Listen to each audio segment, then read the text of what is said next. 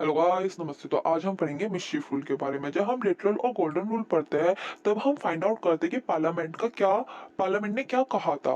But जहां हम बात करते हैं मिस्chiफ रूल की, वहां पे हम जान पाते हैं कि पार्लियामेंट का क्या मतलब था। तो ये एक बेसिक सा डिफरेंस है गोल्डन और लिटरल और मिस्chiफ रूल के बीच का, ठीक है ना।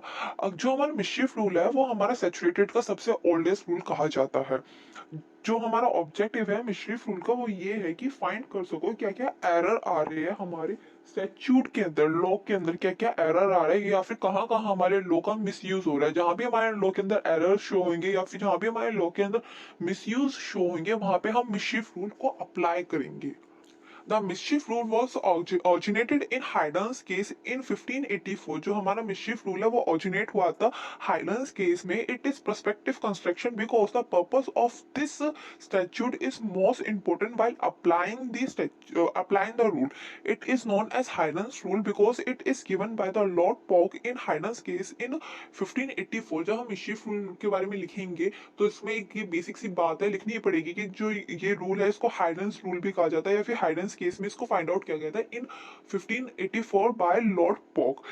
In the Haydn's case, it was held that there are four things which have to be followed for true and sure interpretation of all the statute in general, which are as follows। इन जो हमारा हाइडेंस case में उसमें हमने चार बातें जानी थी जिसके बारे में पता चलता है कि ट्रू और श्योर इंटरप्रिटेशन मीनिंग क्या है किसी भी स्टैट्यूट का।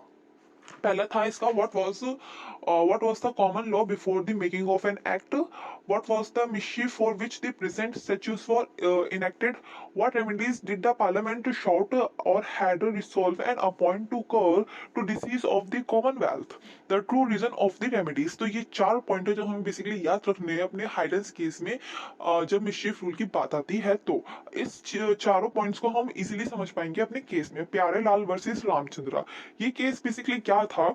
जो हमारे प्यारे लाल जी है वो हमारे बेचते थे स्वीटी सुपारी।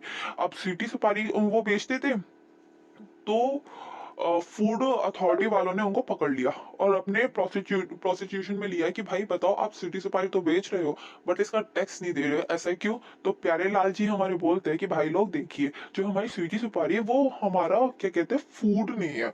तो फिर ये केस गया कोर्ट में। तो कोर्ट कहता है, the court held that the dictionary meaning is not always the correct meaning, therefore the mischief rule must be applicable and the interpretation which to which advance the remedy shall be taken into the consideration। Therefore, the court held that the word food is consumable by mouth and orally, thus his prosecution was held by court is valid।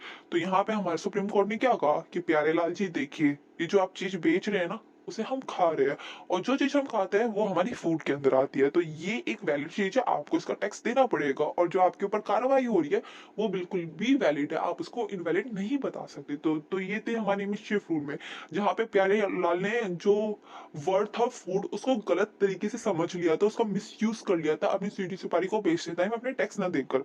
तो ये है हमारा मिस्chief rule की सारी रामोर कथा। जब भी हमारे लॉ का मिसयूज होता है या फिर उसमें कुछ एरर्स निकल के आते हैं तो जुडिशरी सामने आते हैं, मिस्chief रूल को अप्लाई करती है और उन एरर्स को हटाती है, उन प्रॉब्लम्स को दूर करती है।